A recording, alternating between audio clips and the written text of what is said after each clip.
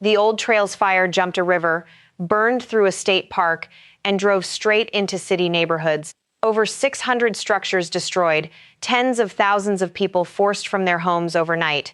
The city of Spokane is burning, and this is the worst natural disaster the region has ever faced.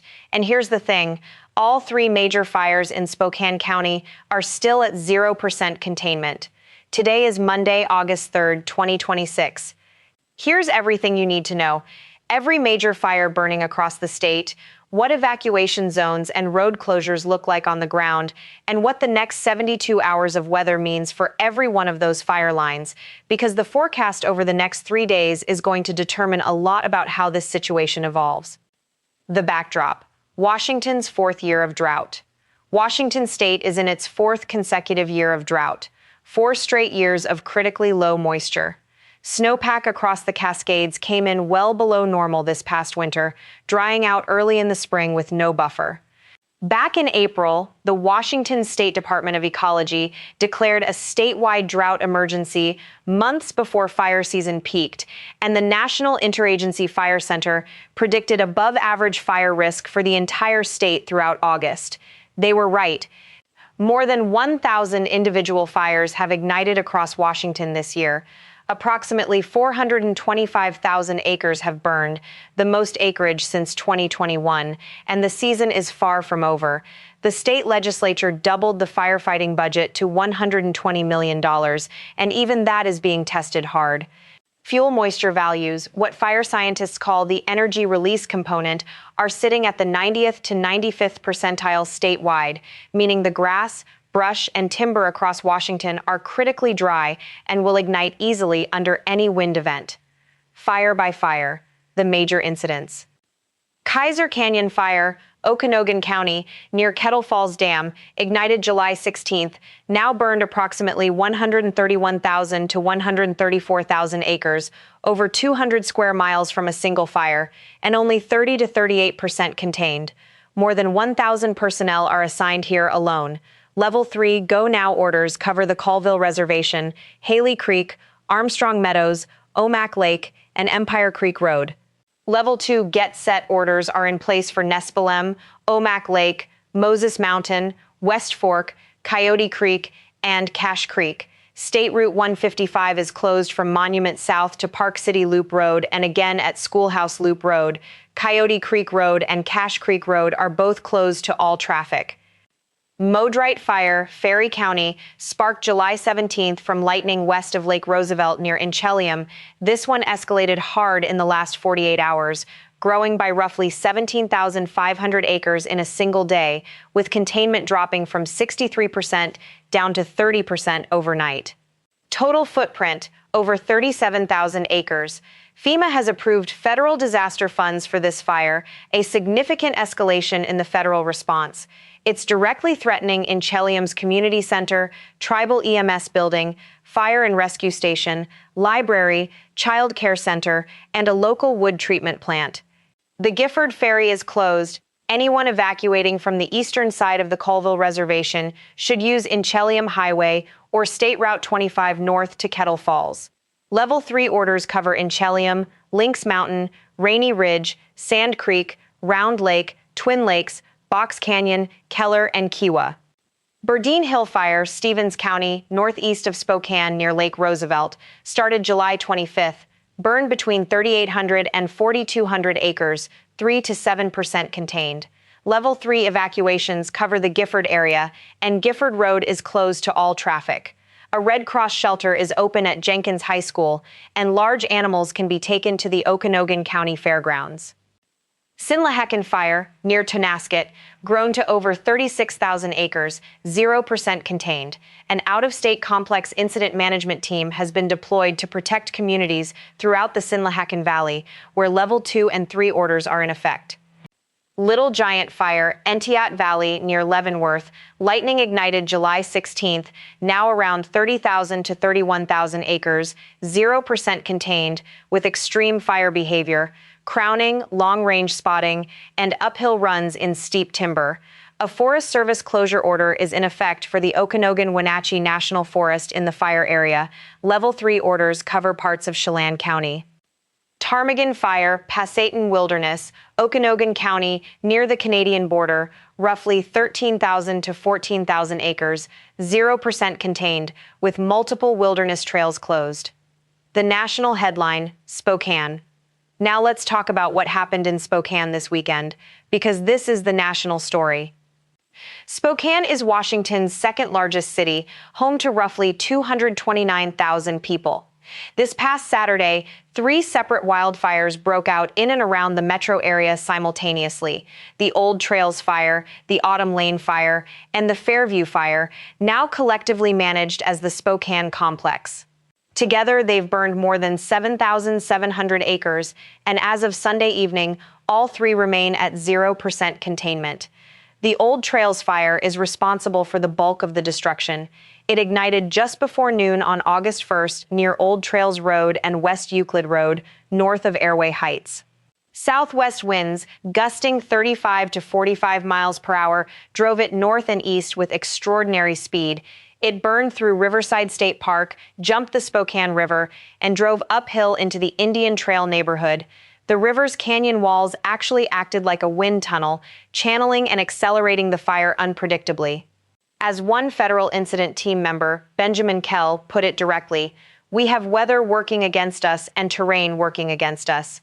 As of Sunday, the Old Trails Fire had burned approximately 3,500 to 3,600 acres. Fire Chief Cody Rohrbach confirmed 640 structures destroyed, most of them homes inside Spokane city limits. Entire blocks were reduced to foundations in the Indian Trail and 5 Mile Prairie neighborhoods. Spokane Mayor Lisa Brown put it plainly at Sunday's press conference, "This is really the worst natural disaster our region has faced." The Autumn Lane Fire, the second piece of the complex, has burned 3,351 acres near 5 Mile Prairie. Incident commanders reported Sunday that crews have relatively decent control of its boundaries, but 0% containment means it can still move. The Fairview Fire rounds out the complex at 156 acres, burning 2 miles northeast of Spokane, showing extreme fire behavior, wind-driven runs, crowning, and short-range spotting across energy infrastructure. Spotting means embers are carried ahead of the fire front and ignite new fires before the main wall of flame even arrives, one of the most dangerous behaviors a wildfire can exhibit, and one that makes containment extremely difficult in any terrain. Evacuation zones for all 3 fires are large, overlapping, and still actively changing. Level 3 Go Now orders cover areas north of Francis Avenue and west of Division Street. Level 2 Get Set warnings extend toward the Magnesium Road corridor, and Level 1 Get Ready zones are broader still. If you're in any of these zones, do not wait to see flames. When you get the order, you go immediately. As of Sunday evening, at least 60,000 residents had been ordered to evacuate from the Spokane area. 409 families sheltered overnight at the Spokane Convention Center, and the Spokane County Fairgrounds is also open as an evacuation shelter, with small pets welcome at the convention center. No fire-related deaths or serious injuries have been reported, but Mayor Brown said Sunday, "We are still assessing the potential for lives to be lost." Officials are urging patience. That assessment is ongoing across burn areas crews haven't yet been able to safely access. A warning about drones. Something needs to be addressed directly because it affected firefighting operations Sunday and cannot happen again. Firefighters reported 26 unauthorized drone incursions over active fire lines in Spokane on Sunday alone. Every time an unauthorized drone enters restricted airspace, helicopters and air tankers are grounded. They cannot fly until that airspace is clear. If you fly a drone near a fire, you are grounding the aircraft that are saving people's homes. Do not fly drones anywhere near an active fire area, for any reason. This isn't a request, it's a federal law. The statewide response. More than 4,000 personnel from multiple states are currently assigned across eastern Washington's major fires. Washington's Commissioner of Public Lands, Dave Upthegrove, was direct about the resource picture Sunday. Folks are stretched thin. Governor Bob Ferguson activated 110 Washington National Guard members to the fire lines, the first Guard wildfire activation since 2021. Washington Army National Guard Aviation has been running UH-60 Black Hawk and CH-47 Chinook helicopters on water drops since July 19th. The Washington State Fire Marshal's Office has mobilized 13 firefighting task forces across multiple major fires statewide, with an additional task force pre-staged in Kittitas County, ready for the new fire starts forecasters expect as heat returns midweek. California Incident Management Team 7 is coordinating the entire Spokane complex response. FEMA activated fire management assistance grants Sunday morning, making federal funding available to cover up to 75% of eligible firefighting costs, and the state has activated the Emergency Management Assistance Compact to pull in additional out-of-state resources. The weather, the next 72 hours matter. This is the part to pay real attention to, because the next 72 hours could be the difference between gaining ground on these fires or losing more. Saturday, August 1st set the stage for everything happening now. A dry cold front swept through Washington, bringing strong winds from the south and southwest. Sustained winds reached 20 to 30 miles per hour, with gusts of 35 to 50, peaking at 37 miles per hour in Yakima and 51 miles per hour in Ellensburg. Relative humidity dropped to just 11% in some spots, desert dry for vegetation that was already critically dry. Those conditions are what triggered the National Weather Service to issue the first ever particularly dangerous situation red flag warning for Washington state, a designation reserved for conditions that go beyond standard critical fire weather into historically dangerous territory. Today, Monday, August 3rd, is a mixed picture. The good news? That cold front has pushed through, and the worst of the extreme wind event is behind us. Winds are down to 20 to 25 miles per hour in basin areas and 25 to 35 miles per hour along the Cascade Gaps, with humidity around 20 to 25%. Still dry, but a meaningful step down from Saturday. The bad news, fuel moisture values aren't recovering. The energy release component remains at or above the 90th to 95th percentile, meaning the grass, brush, and timber are still critically dry and ready to ignite. All existing fires remain at risk for continued growth and spotting even with today's reduced winds. Tuesday, August 4th is shaping up to be the best firefighting window of this stretch. Winds continue diminishing, humidity sees some partial recovery, and the fire weather threat classification for eastern Washington drops. Crews will be pushing hard to reinforce containment lines while conditions allow. Every foot of line built Tuesday is a buffer against what comes midweek. Wednesday and Thursday, August 5th and 6th, are where the real concern sits. Temperatures climb to around 84 degrees Fahrenheit Tuesday, near 90 degrees Fahrenheit Wednesday, and near 94 degrees Fahrenheit Thursday, approaching the all-time record for that date. That warming combines with winds expected to remain gusty and fuels that haven't recovered. The NWS statement on the pattern is unambiguous. Dry conditions, wind, and elevated temperatures are expected to continue through the week. Precipitation-wise, it's not good news. Eastern Washington is forecast to receive essentially zero rainfall through the week. Without rain, fuel moisture can't recover, and the brief weekend cooldown gets erased quickly by midweek. Forecasters also note conditions could intensify again toward the end of the week as winds potentially increase with the next upper-level system. Beyond Washington, fire weather concerns extend well beyond this state today. East Central and Eastern Montana is seeing sustained 20 to 25 miles per hour northwest winds with humidity at just 10 to 15% and energy release values above the 95th percentile, critical fire weather. Eastern Idaho is under similar conditions near Pocatello and Idaho Falls, and there's a dry thunderstorm threat, lightning reaching the ground without accompanying rain, across central and northeastern Montana into far western North Dakota this afternoon, capable of sparking new fires.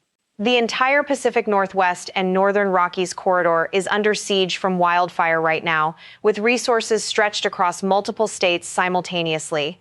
For western Washington, Seattle, Tacoma, Olympia, Bellingham, the cooler onshore flow weather of the past few days ends this week. The wind pattern shifts offshore, temperatures warm back into the 80s by midweek, and smoke from eastern Washington's fires will begin pushing into the Puget Sound corridor by Tuesday. Expect hazy skies and a noticeable smoke smell. Have N95 masks ready, keep windows closed on heavy smoke days, and run HVAC systems on recirculate rather than fresh air intake. Children, the elderly, and anyone with asthma or COPE are most vulnerable. Check airnow.gov for current air quality readings. What to do right now? If you live anywhere in eastern Washington, know your evacuation zone level right now. Check your county emergency management website immediately. If you're in a level 1 get ready zone, pack your go bag today. Medications, documents, irreplaceable items. Preload your vehicle and know at least 2 evacuation routes out of your neighborhood in different directions before any fire starts. Don't leave pets and livestock behind. Know your county's animal evacuation resources ahead of time. Sign up for emergency alerts through your county system. Spokane County uses Alert Sense. If you smell heavy smoke outdoors, go inside immediately. Wildfire smoke contains toxic fine particulate, not just an irritant. Follow instructions from emergency officials only, not social media, not neighbors. Abide by the statewide burn ban. Governor Ferguson has ordered no open burning of any kind statewide through September 30th. No mowing dry grass in the heat of the day. No dragging trailer chains. No campfires. No yard debris burning. As Commissioner Dave Upthegrove put it plainly, if you receive an evacuation notice, leave immediately. These fires move fast. Where to get real-time information? For real-time evacuation maps and fire perimeters, Watch Duty and Perimeter apps are tracking all active fires. For Colville Reservation updates, follow the Colville Tribal Broadcast System on Facebook. For Chelan County, use the county's ArcGIS incident map. For official NWS fire weather forecasts, bookmark the Spokane NWS office page directly. And for current fire acreage and containment numbers, NFC.gov is the authoritative source. If you want to help fire victims, Second Harvest Inland Northwest is accepting non-perishable donations. Catholic Charities Eastern Washington has an emergency fund for displaced families, and United Ways of the Pacific Northwest is mobilizing housing assistance. This is absolutely a developing, ongoing situation, and it's far from over. I'll be monitoring the forecast closely and updating you daily. Please stay tuned to your local National Weather Service office for the most current warnings, watches, and evacuation guidance for your county. If this video helped you understand what's happening out there, please hit that like button. It genuinely helps get this information to people who need it. Subscribe and turn on notifications. When a situation is moving this fast, you need to know the moment something changes. Please share this with anyone you know in Eastern Washington, in Spokane, in Okanogan County, along any of these fire corridors. Our thoughts are with every firefighter on those lines, every family that has lost a home, and every community watching the smoke and wondering what comes next. I'll see you in the next one. Stay safe out there.